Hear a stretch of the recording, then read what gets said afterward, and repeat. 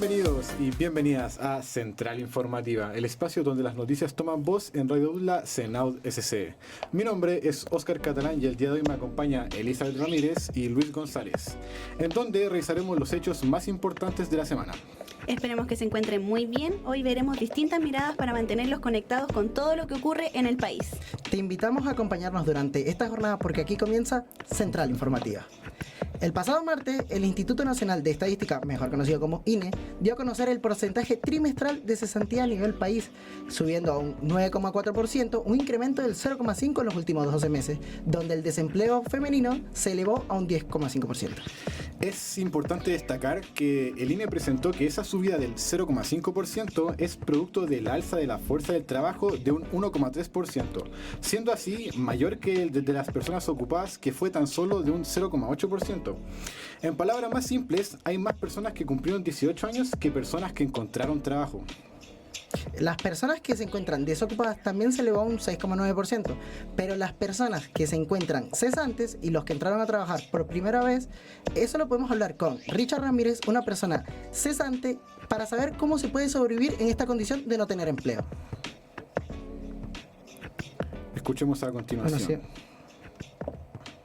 Junto con ese seguro de cesantía hace ya 3 meses, y la verdad que para encontrar trabajo difícil puede ser para alguna persona que se dedica quizá a algo más específico, pero generalmente las personas que trabajamos en lo que sea, o hemos trabajado en varias cosas, en varios rubros, la verdad que no es tan difícil encontrar trabajo. El asunto es que, claro, si uno lo encuentra y se hace el contrato, automáticamente uno pierde ese beneficio del seguro y por ende tiene que obviamente volver a esperar y a regularizarse en cuanto a la parte económica en la casa. Es importante recalcar que el seguro de cesantía se financia con aportes combinados tanto del empleador, del trabajador y del propio Estado. Estos fondos se dividen en una cuenta individual y en un fondo solidario. Y el contrato del empleador y el trabajador es solo con contratos indefinidos. Según los datos entregados por la Superintendencia de Pensiones, hoy más de 122.000 personas financian sus prestaciones exclusivas con sus propios fondos y más de 121.000 personas recurren al Fondo de Cesantía Solidario, y en el que ahí entra Richard Ramírez. Por eso nos comunicamos con el economista Felipe Berger para saber cómo se va a mantener el seguro de cesantía, ya que continúa aumentando la gente sin trabajo, la cantidad de personas que se encuentran sin trabajo. Que hay un aumento importante en el desempleo, se puede ver afectada la integridad. Ahora, insisto, esto es un escenario hipotético, porque supongamos lo siguiente: hoy día más o menos hay poco menos de 1 millón de personas que están sin trabajo. Entonces, ¿cuál sería el caso hipotético? Que todas las personas que están trabajando se quedaran sin empleo, y eso es un caso muy poco probable de que ocurriera. Entonces, en ese contexto, claro, se podría ver amenazada la integridad del fondo, pero si no, es difícil. Ahora, claro, lógicamente, los aportes que pueda hacer el Estado, si están comprometidos, ahí hay que ver un tema desde el punto de vista presupuestario. Actualmente tenemos la reducción de la jornada laboral a 40 horas desde la administración pasada del expresidente Gabriel Boric. La propuesta recientemente entregada de la Mesa de Reactivación Laboral dice que se apuntará a la distribución del tiempo trabajado. La aparente idea es instaurar jornadas laborales de hasta 52 horas semanales. Pero a ello se argumentan que la idea no es que las personas trabajen 52 horas por semana. Por ejemplo, una empresa del rubro estacional podría programar semanas más intensas de hasta 52 horas durante una temporada alta, para luego compensar al trabajador con semanas más cortas o días libres. El presidente de la Mesa de Reactivación Laboral, David Bravo, defendió la propuesta y dijo que la reducción de la jornada laboral ha generado mayores costos a las empresas, en especial a las pymes, por lo que es necesario flexibilizar el cálculo de las horas de trabajo y promediar la jornada en un periodo más largo. Si lo vemos a día de hoy, la ley exige que el promedio de horas se cumpla de forma estricta dentro de un mes, o sea, 4 semanas.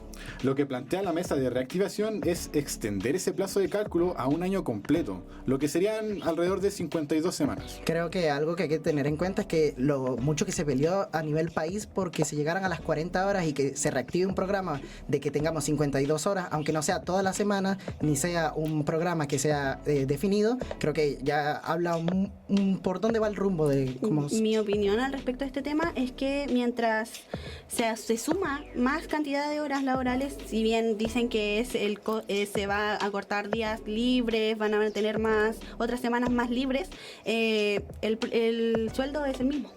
Claro, o sea aumentan 7.000 pesos. Sí. Y sí. Por la misma cantidad de dinero, más horas trabajadas, encuentro que no es acorde a lo que se buscó desde el gobierno anterior, que bajar, ahora estamos en 42 horas actualmente, entonces opino que la verdad es un debate que se va a seguir manteniendo hasta que esta propuesta siga ampliándose más y llegue a la Cámara de Diputados. Lo que se podría entender un poco más fácilmente de que quizás van a haber menos días libres, pero las jornadas van a durar bastante menos de lo que ya estamos acostumbrados. Sí. Cambiando a otras noticias, tenemos que el presidente José Antonio Kast dio inicio a la primera gira continental participando en su primera cumbre del Mercosur, realizada en Paraguay con un llamado para la coordinación de cómo combatir el crimen organizado.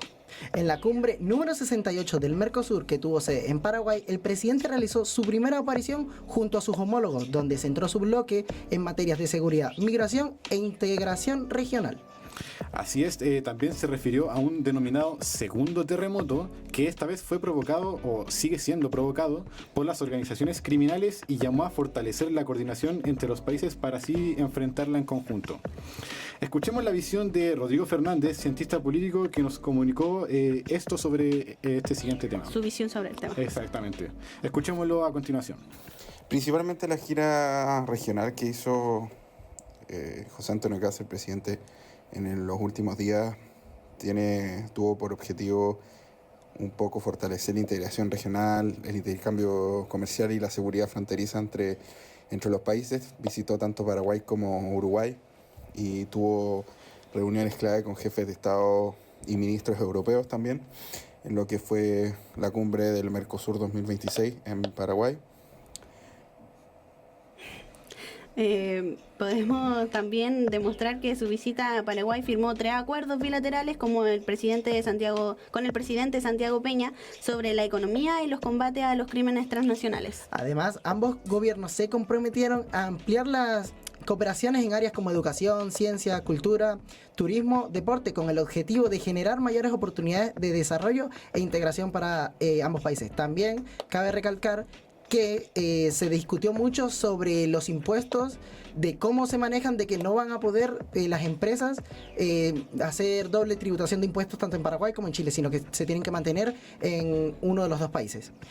Claro, y también para seguir con el tema de combatir en conjunto el crimen organizado, el presidente José Antonio Kast recientemente dio un comunicado a través de su cuenta de X apoyando la reciente elección en Perú de la ahora actual presidenta Keiko Fujimori, en donde ambos acordaban y estaban de acuerdo, por así decir, valga la redundancia, que trabajar en conjunto en contra del crimen organizado es una muy buena idea. Yo creo que están llegando a un punto donde, como mencionamos en el programa anterior, que hay tantos países actualmente que están marcados por una ideología política que están llegando a un convenio entre ellos.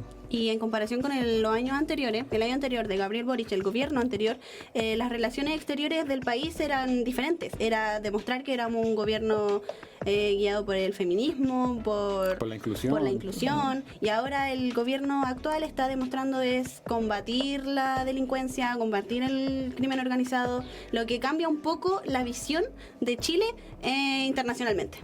Claro, y la postura también. Ya. Bueno, creo que podríamos hacer una pausa. Vamos a la primera pausa y ya regresamos, no se preocupen.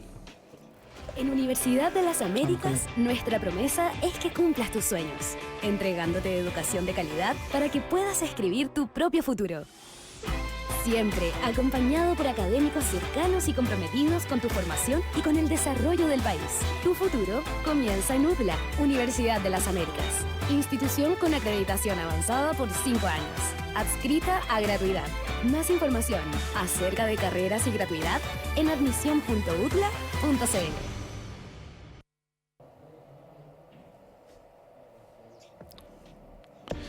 Bueno, ya nos encontramos de vuelta en Central Informativa y para comenzar esta sección tenemos el privilegio de estar con Tomás Rodríguez, estudiante del Instituto Nacional que fue seleccionado para representar a Chile en la versión número 67 de la Olimpiada Internacional de Matemática, la cual se realizará en Shanghái, China.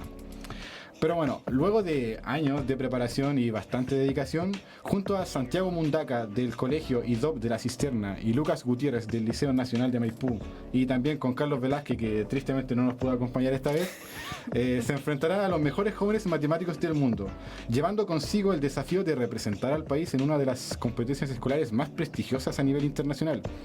Primero que todo, quiero felicitarte, Tomás, por este gran logro que sin duda no se logra todos los días. Y para ir comenzando ya, detrás de una clasificación internacional como esta y de esta magnitud, me imagino que suelen haber muchas horas de estudio. ¿Cuál es la preparación para este tipo de instancias, ya que sabemos que formas parte de la Academia de Matemática del Instituto, pero ¿eso lo complementas con alguna otra forma de estudio o cómo estás acostumbrado normalmente? Sí, o sea, yo voy al taller de matemática del instituto, más que nada para pasar el rato. Yeah. O sea, al principio, en los primeros años, iba a estudiar tipo así, de verdad, en serio, porque me hacía harta falta esas clases. Pero ahora voy a pasar el rato porque, ¿cómo se llama? Todo lo que enseñan ahí es como... Es como que ya lo sabes, por decirlo así. Sí, ya más o menos. Aún siguen habiendo cosas que me cuestan y ahí sí me pongo serio sí. en las clases, pero igual consideras que te ha servido sobre todo para mejorar en todo lo que es el mundo de la matemática. Sí, totalmente. ¿Cuáles dirías que son como las cosas que más te costarían en el taller de matemática? Siempre me ha costado combinatoria. Mira. Eso mecanismo de pensar, más allá de mecanizar algo, de verdad, pensar un algoritmo, algo así. Te quiero preguntar, sabemos que estás en una fundación junto a tus compañeros del torneo, del campeonato de la sí. Olimpiada. ¿Cómo se preparan entre ustedes? O sea, ¿hacen competencia entre ustedes? ¿Van a distintos sectores? ¿Cómo es el proceso de llegar a este momento como estudiante del Instituto Nacional? ¿Cómo? O sea, ¿ya clasificados o antes de la...? No, antes del en selectivo? preparación. En grupo, o sea, con el Luca, con el Santi, con el Carlos, vamos a un profesor nos prestó una sala en la Católica. Estos son tus compañeros Sí. de los que van a representar a Chile en la Olimpiada, ¿cierto? Sí, así es. Un profesor nos prestó una sala en la Católica y ahí vamos de lunes a viernes, de entre las 10 de la mañana hasta las 7 de la tarde, a hacer puros problemas, porque hay una página web donde están publicados todos los problemas de la Mundial. Nos metemos en la página y hacemos puros problemas de la Mundial de años anteriores. Sí, o sea que van de lunes a viernes a prepararse, por decir así. Pues, ¿cómo es complementarlo con la hora de clase, por decir así? No, nosotros ya no tenemos clase. O sea, empezamos a ir a la Católica antes del... ¿Cómo se dice esto? Antes de las vacaciones de invierno. Porque ya sabían esta situación de estos son los chicos que van a ir a competir y todo eso. Entonces, desde que empezaron las vacaciones, Dejamos de ir a clase. Dejaron de ir a clase, obviamente, y full solamente de preparación para la Olimpiada. Y durante el año académico, ¿cómo lo complementan? Porque ustedes tienen que seguir un horario, porque no solo se preparan para hacer unas Olimpiadas matemáticas, sino para ser personas en general. O sea, en un día habitual, bueno, yo siempre en el recreo y en las clases, yo no pesco los profes de las clases, yo me pongo a hacer lo mío, hago problemas entre medio. Y en el recreo ahí me junto con amigos, pero más que nada complementar eso después de la jornada de las clases normales, así. Ahí cada uno está en su casa estudiando lo suyo, me imagino, por lo menos ese es mi caso. Ok, si bien conocemos que estas competencias son de un acceso bastante limitado, de hecho, en cuanto a anuncios por redes sociales de deportistas de distintos ámbitos solicitando un tipo de cooperación económica, ¿ustedes cómo conseguirán financiarse para esta competencia? ¿Van a recibir algún tipo de ayuda estatal? ¿O vamos a tener que hacer una completada para reunir fondos? Esa información no nos llega directamente a nosotros y tampoco sabemos muy bien, así que especular acá no... No está como seguro de... No, o sea, hace poco nos informaron que los pasajes ya están comprados, oficialmente vamos a ir, no hay ningún tipo de problema. Pero así, ¿de dónde sale la plata? Nosotros Entonces no ustedes sabemos como individualmente no tienen que aportar con nada a la hora de viajar, ya sea como pasaje, estadía, todo eso lo cubre el fondo, digamos un fondo... Claro. O sea, este año fue así, el año pasado sí hicimos como ahí una... O sea, no sé si una completada, pero sí juntamos... Un bingo, distintas cosas. Sí, porque el año pasado no era la mundial, era en la Cono Sur, juntaron, creo que era 400.000 pesos, algo así, el pasaje. Entonces, no, pero salió todo bien. Eso he visto que saliste ganador del el número dorado, puede que sea, de la cisterna. Sí, el torneo número dorado. Torneo número dorado, después fuiste al Cono Sur en Uruguay. ¿Cómo fue esa experiencia? Porque me imagino que fue tu primera experiencia internacional compitiendo. ¿Cómo podría ser la expectativa de cumplir unas Olimpiadas Internacionales en China comparada como fue tu primera en Uruguay? Hay diferencia, porque la primera vez que fue en Uruguay, yo fui como no a pasar el rato, fui a divertirme porque me dijeron, chicos, esta es como su primera Olimpiada Internacional, disfrútenla. Y eso es lo que hicimos, disfrutamos, la pasamos bacán con mi equipo y la cuestión. Pero no tenía ese sentimiento de, no, yo tengo que estar ahí para competir, para representar a Chile, no tenía ese sentimiento. Fue como más que nada por la experiencia, por decirlo así. Claro, había que ganar experiencia de alguna manera de estar tipo en otro país, porque yo antes de eso no había salido del país. Claro, igual estar en otro país. Claro, así como, no, es que vamos a tomar, no tomamos cala, pero así, no, hay que estar en la puerta 6, así, todo esto del aeropuerto yo no tenía idea, así que fue todo con mucha experiencia. Muy nuevo. Sí. Perfecto. Para continuar, más allá del desempeño individual, ahora tienen la responsabilidad de representar a todo un país en este evento. ¿Sienten alguna presión al saber que estarán representando a Chile o cómo manejan ese tipo de responsabilidad? Sí, se siente presión. ¿Se siente presión? Se siente mucha presión, más aún cuando el Carlos y yo, ¿cómo se lo? En una como mini entrevista que dijimos en la Plaza de Armas. Yo había dicho, no, yo como mínimo mención rosa y después leí en un reportaje, no me acuerdo de eso, pero leí que el Carlos había dicho, no, yo mínimo una medalla de bronce y nosotros dos sabemos lo difícil que es eso, o sea, cuesta mucho tener esos reconocimientos en la mundial y si lo llegamos a hacer, obviamente va a ser mérito nuestro, pero también va a ser cuestión de suerte. Acá el factor suerte importa mucho. Claro, y supongo que también mérito de todos sus profesores que deben jugar un rol importante en su preparación diaria. Sí, te quiero hacer una pregunta distinta, sobre todo por la preparación, porque yo me imagino que con los años fuiste progresando tus habilidades matemáticas, pero te quería preguntar, entraste en el Instituto Nacional en el año 2022, ¿sí? ¿Cómo podrías comparar tu colegio anterior con la dificultad que podría estar en el liceo más emblemático de Chile? En mi colegio anterior,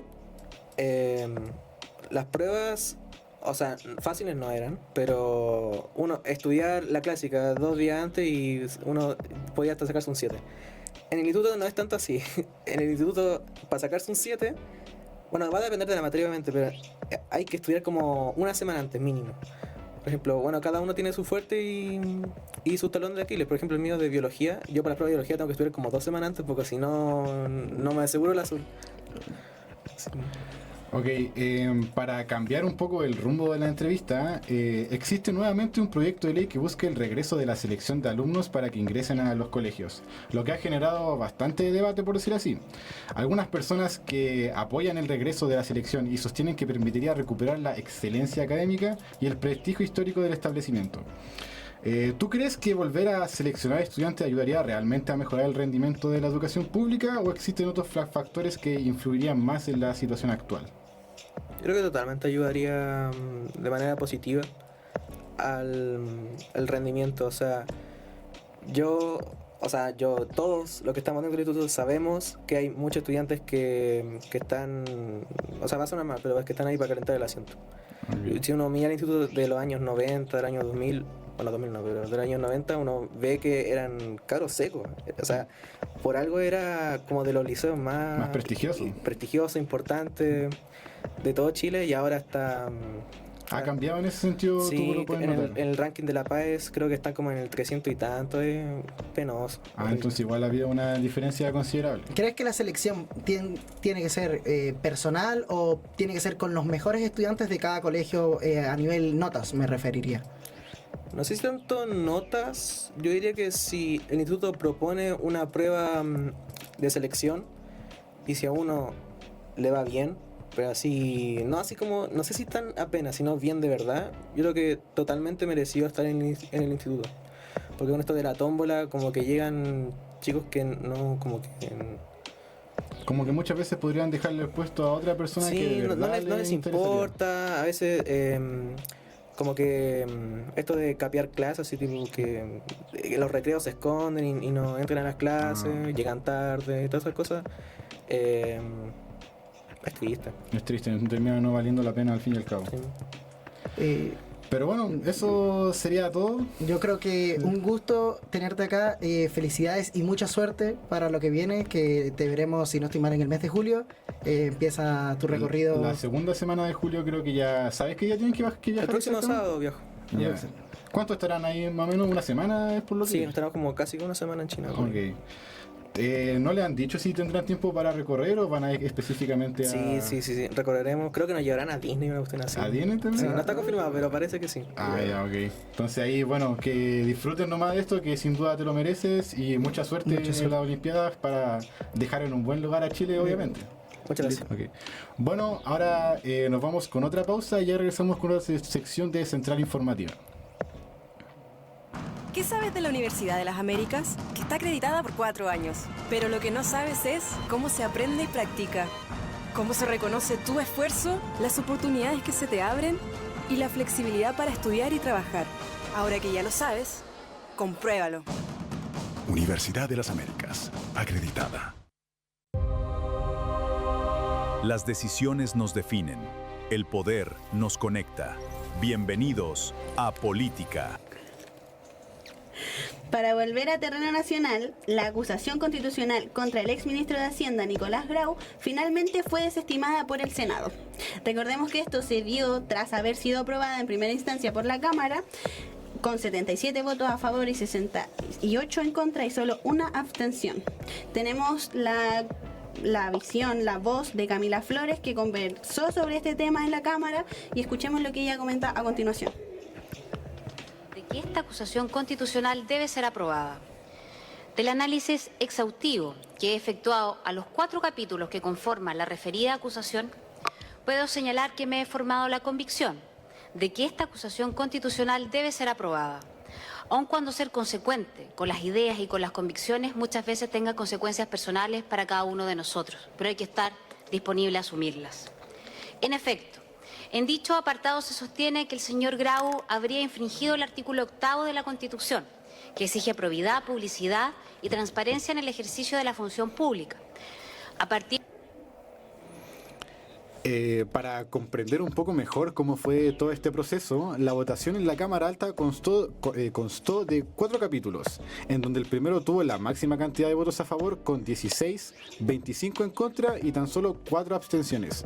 Aunque si bien es importante destacar que para que esto pueda haber sido aceptado, algún capítulo debió haber tenido un quórum mínimo de 26 votos, cosa que no estuvo ni cerca de llegar, la verdad. Así es, Oscar, y junto con el capítulo 3, que también obtuvo 16 sí, 26 no y 3 abstenciones, lo que resultó un poco llamativo, ya que terminó siendo la ocasión en donde menos votos a favor ha tenido un libelo de este estilo. Esto en parte se puede deber a los problemas que han tenido los partidos del oficialismo. Y además destacar que el Partido de la Gente no tiene representante en el Senado, siendo que dicho partido fue vital en la Cámara Baja para poder aprobar en primera instancia esta acusación constitucional. Con esto finalmente queda cerrado el tema de Grau y el ex ministro de Hacienda finalmente no será inhabilitado por 5 años y podrá seguir impartiendo clases en universidades del Estado, que eran las principales consecuencias que podría haber tenido en caso de haber sido encontrado culpable. Pero aún así han existido muchos otros casos de acusaciones constitucionales. ¿Qué nos puedes contar sobre esto, Luis? Mira, Oscar, una de las muchas... Hay que poner en contexto primero. Entre 1991, que es cuando Chile estaba volviendo a la democracia, y 2017 se presentaron 24 acusaciones constitucionales. Y entre el 2017 2018 y 2026 se presentaron 27 acusaciones. Hemos visto que, o sea, ya superamos lo que fue la vuelta a la democracia. Pero para poner en contexto, durante el gobierno de Gabriel Boric, tuvimos en contra de los ministros de la Corte Suprema, Ángela Vivanco y Sergio Muñoz. Aquella acusación fue presentada el 23 de septiembre de 2024. Ángela Vivanco, exactamente. Ángela Vivanco. Sí. Durante el gobierno del presidente Gabriel Boric. Mientras que el 9 de octubre del mismo año, la Cámara de Diputados aprobó el texto de la acusación. Una semana después, el Senado ratificó el libelo que destituyó e inhabilitó por 5 años de sus funciones a ambos exministros. Este es uno de los casos de acusaciones constitucionales que han existido en el gobierno de Gabriel Boric. Otro caso es el de Giorgio Jackson, que enfrentó una acusación constitucional en enero del 2023, mientras él era ministro de Desarrollo Social. El libelo fue presentado por diputados del Partido Republicano y los principales argumentos de la acusación fue una supuesta vulneración de la Constitución y las leyes, al dejar sin correcta ejecución algunas normas relacionadas con el Ministerio del Desarrollo Social. Y otro argumento fue la irregularidad en la compra de tierras indígenas a través de la Corporación Nacional del Desarrollo Indígena, cuestionando la ejecución del presupuesto destinado a ese fin. Exactamente, pero la Cámara concluyó que los antecedentes no configuraban infracciones constitucionales suficientes como para destituir a un ministro. Incluso algunos parlamentarios de oposición votaron en contra o se abstuvieron porque estimaron que las críticas políticas y administrativas, o sea, que eran críticas políticas y administrativas, pero no con fundamentos jurídicos como para llegar a una acusación constitucional. Si nos basamos en lo que comentaron ustedes dos recientemente, esta no fue la primera acusación constitucional y como van las cosas, seguramente tampoco sea la última. Sea la última, exactamente. Es un tema que creo que va a ser bastante debatido durante los próximos años. Exacto. Pero creo que hay que cambiar de tema porque tenemos que hablar de la votación por bajar la edad penal. Luego de que la Cámara de Diputados y Diputadas aprobara con 77 votos a favor un proyecto de resolución que solicita al Ejecutivo rebajar la edad de responsabilidad penal de los 14 años hasta los 13. A los 13 años. A los 13 de los 14 años a los 13 años. Esta es una iniciativa que se plantea que adolescentes de 16 y 17 años que sean reincidentes o cometan delitos de alta gravedad puedan ser juzgados bajo el régimen penal de adultos.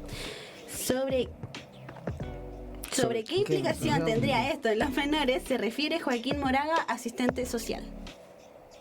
Lo que yo voy es que si bien se tienen que garantizar los derechos de todos los niños y adolescentes en todo debido proceso, también se debe garantizar la protección de los derechos de las demás personas que son vulneradas por estos niños. A lo que voy, por ejemplo, si un menor comete un delito de connotación que es, por ejemplo, un homicidio, ¿cómo se sanciona a ese menor de edad que comete el homicidio sin que sea una pena de cárcel o que se tenga que ir a un régimen cerrado? Por ejemplo, ¿cómo se aborda ese tema? Ahí tienen que haber medidas preventivas, medidas transitorias. Exacto. Si nos basamos en la Constitución actual, la Ley de Responsabilidad Penal Adolescente establece que solamente los jóvenes entre 14 y 18 años pueden ser considerados penalmente responsables.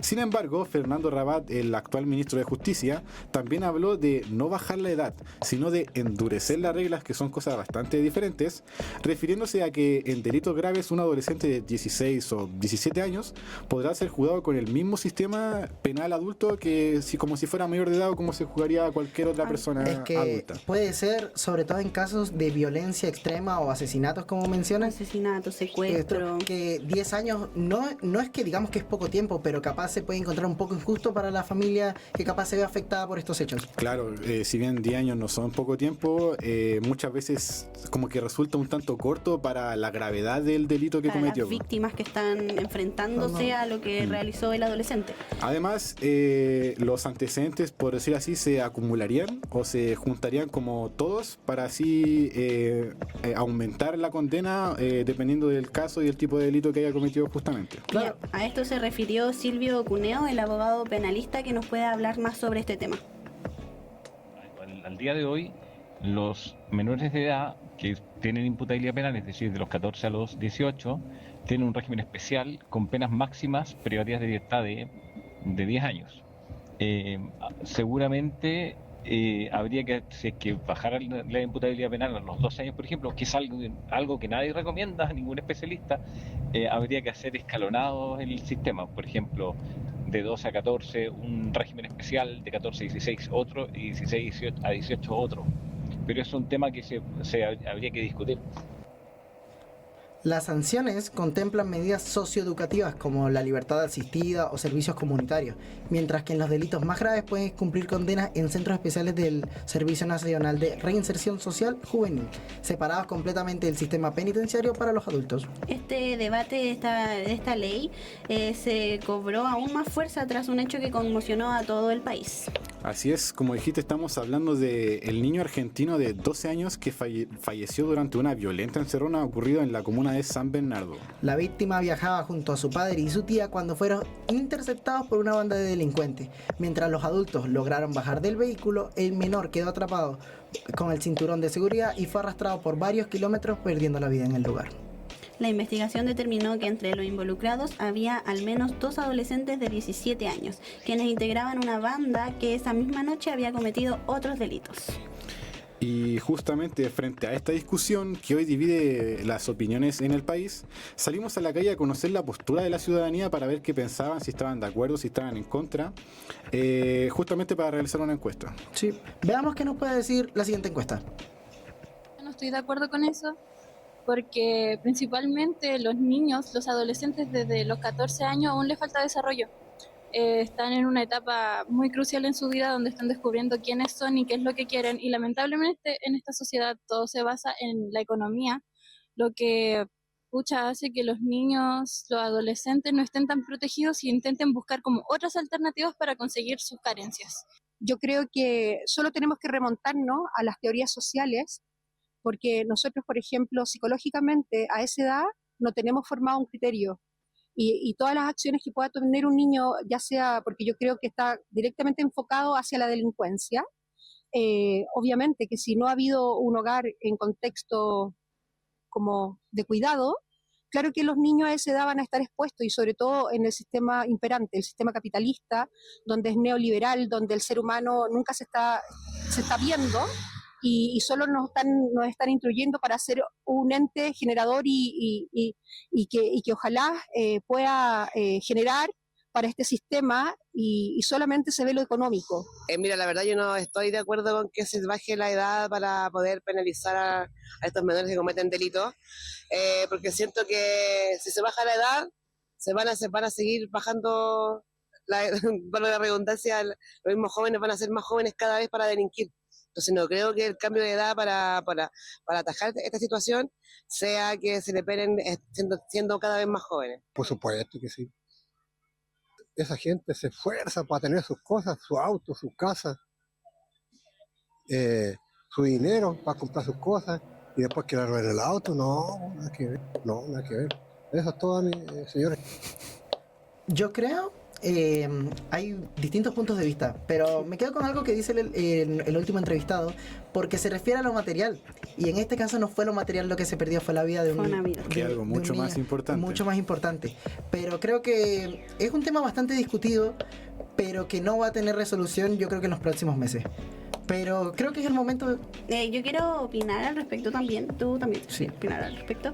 Es que este debate abre muchas implicancias, por así decirlo, porque está a un lado el que son menores de edad y que hay que partir por casa. De partida hay que siempre partir por casa, porque la gente, el cuidado de las familias implica qué es lo que realizan las personas, el adolescente, en su día a día. Entonces ellos optan por hacer una banda para terminar delinquiendo y terminando con la vida de un niño de 12 años. Pero creo que estas cosas no son tenidas en cuenta, poniendo que quieren colocar una jornada laboral de 52 horas semanales. Entonces, claro. Es algo como... Son muy polémicos todas estas situaciones, y que tienen mucho sentido y que están unidas generalmente.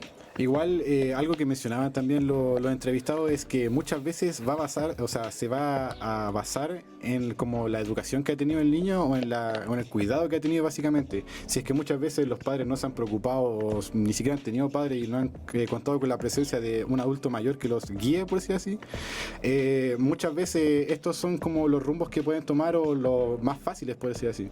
Claro. Bueno, creo que es el momento de hacer otra pausa. No se vayan. Volvemos. Ya volvemos. Si eres una persona analítica, con interés en el comportamiento de la mente y al mismo tiempo sientes vocación de servicio, estudia Psicología en Universidad de las Américas. Esta carrera te permitirá desenvolverte en equipos multidisciplinarios, ya sean contextos clínicos, organizacionales, educacionales y sociocomunitarios, respondiendo a las demandas de las personas con una actitud propositiva y comprensiva pero crítica. Psicología en Universidad de las Américas cuenta con docentes de vasta experiencia para entregarte las habilidades técnicas y profesionales necesarias para que seas un agente activo de la transformación social. Además, los centros de atención psicosocial te permitirán ejercer prácticas tempranas y tener una relación directa con la comunidad. Más información en admisión.udla.cl. Universidad de las Américas, acreditada 4 años. No se preocupen porque ya nos encontramos de vuelta y pasando a otros temas, el pasado sábado 27 de junio las calles de Santiago se tiñeron de colores y de diversidad con una nueva edición de la Marcha del Orgullo 2026. La convocatoria fue liderada por el Movimiento de Integración y Liberación Homosexual, además de fundaciones iguales. El Movimiento de Integración y Liberación Homosexual se llama MOVI, que es muy importante, y esta marcha es en un contexto en donde el actual gobierno ha decidido no adherirse a una declaración impulsada en la Organización de los Estados Americanos para promover la protección de los derechos de las personas LGBTIQ+ en la región. Además, que la Cámara de Diputados aprobó la resolución que solicitaba eliminar el lenguaje inclusivo en los servicios públicos. La manifestación también coincidió con el aniversario número 35 de la lucha de los movimientos LGBTIQ+ en Chile, buscando visibilizar las demandas que están teniendo últimamente relacionadas con los derechos de la comunidad. Sin embargo, la marcha estuvo marcada por enfrentamientos entre miembros de la Contramarcha y el MOVI, dos marchas que estaban convocadas para ese mismo día en plena Alameda. Para saber un poco más sobre qué ocurrió ese día, nuestra periodista Martina Martínez nos contará un poco más sobre lo sucedido. ¿Nos escucha, Martina? Hola, muy buenas tardes. Sí, lo escucho muy bien. Bueno, como comentaban, el pasado sábado 27 se organizó esta marcha que asistieron más de 100.000 personas en esta nueva edición de la Marcha del Orgullo 2026 en Santiago. Una manifestación organizada por el Movimiento de Integración y Liberación Homosexual, MOVI y Fundación Igual. Los días previos, el gobierno de Chile decidió no adherirse a una declaración impulsada de la Organización de los Estados Americanos, OEA, cuyo objetivo era promover la protección de los derechos de las personas en la región. A esto se sumó la aprobación por parte de la Cámara de Diputadas y Diputados de una resolución que solicitaba eliminar el lenguaje inclusivo en los servicios públicos. Siguiendo con este tema, Ramón Gómez, encargado de Derechos Humanos del MOVI, nos contará un poco más.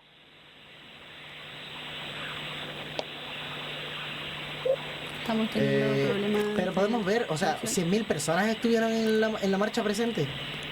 Bastantes personas y sobre todo yo creo que cumplió con la expectativa que se esperaba. Hay que tener en cuenta que creo que este ha sido el año desde que volvimos de pandemia que menos movimiento woke, que era como lo llamaban, hemos tenido a nivel de las marcas capaz más famosas del mundo. Sí. Ahora podemos... Ya. Tenemos una cuña del representante del MOVI, que justamente era la organización encargada de realizar la marcha. Escuchemos un poco qué nos dijo a continuación. Encontramos la absoluta incertidumbre porque el gobierno del presidente Kast, por un lado ha dado señales favorables a favor de los derechos LGBTI en la ONU, pero la OEA ha dado señales contrarias. Además ha quitado las circulares en educación que promovían los derechos de la diversidad sexual, varias de esas circulares, no todas.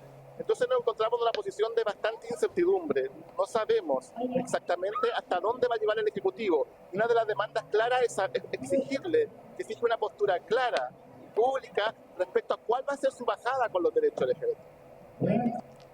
Me encanta esa marcha. Está llena de colores, llena de colores. Y aparte marcas como NYX de maquillaje que también impulsan a que continúe realizando el movimiento LGBTIQ+, que ayuda a que se siga visibilizando internacionalmente.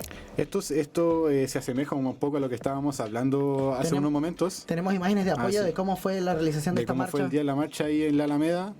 Ahí podemos ver de que hay bastante gente. Y también lo que quería mencionar es que esto se relaciona un poco a lo que estábamos hablando hace unos momentos, ya que solamente en cuestión de meses Chile pasó de un gobierno de una postura clara feminista a algo totalmente contrario en muy poco tiempo, lo que resulta un tanto llamativo. De colores a algo oscuro, entonces que si vienen de colores la Alameda me gusta bastante. Parece que nuestra periodista Martina Martínez tenía algo más que referirse sobre este tema. Martina, ¿nos escuchas? ¿Nos escuchas? Sí, ¿ahora me escuchan? Sí. Ahora sí te escuchamos perfecto. Bueno, escucharon sí, no se preocupen. Bueno, escucharon lo que dijo Ramón Gómez. Él es el encargado de los derechos humanos del MOVI. Bueno, durante la jornada la organización convocante destacaron los avances alcanzados en las últimas décadas, como el reconocimiento de los derechos y la aprobación de leyes de inclusión. Pero señalaron que aún existen desafíos importantes en materia de igualdad. Sin embargo, la jornada también estuvo marcada por incidentes. Paralelamente a la Marcha del Orgullo se realizó una denominada contramarcha, cuyos participantes protagonizaron enfrentamientos con miembros del móvil y en plena Alameda. La situación obligó a la intervención de carabineros para evitar que los disturbios se extendieran y afectaran el desarrollo de la manifestación principal.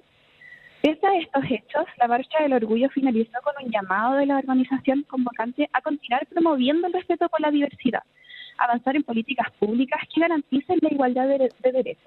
Seguimos con ustedes. Te agradecemos mucho por la información, Martina, que esté muy bien. Pasando a otras noticias y también relacionadas con cultura, porque es muy importante. Pasamos a la noticia de vinculación con el medio del Brave Cat. Creo que es algo que se cubrió en la radio el año pasado y que es muy importante, sobre todo porque participa la Universidad de las Américas como animación y creo que es algo que tenemos que llevar. Sí, porque es dirigida por el ganador del Oscar y académico de la Universidad de las Américas del Magíster en Animación y Creación, el profesor Gabriel Osorio, y que además fue producida por Pato Scala. Así es. Desde todo el equipo de nuestra radio queremos felicitar a, obviamente, todo el equipo de Bravecat por obtener este reconocimiento tan importante que refleja el talento, la creatividad y el esfuerzo de quienes dieron vida a esta tan grandiosa historia. Esa ha sido toda la información que tenemos por el capítulo de hoy. Espero que haya quedado claro esta información. Y nos estaríamos viendo en otra edición de Central Informativa. Antes de irnos, creo que es muy importante también remarcar todo el trabajo que se ha hecho durante todo el trabajo que hemos hecho, de las entrevistas, de la cuña, de toda la información que pudimos obtener. Podemos decir que el gobierno del presidente Kast sigue marcando tendencia de ciertos debates que estamos teniendo en el país.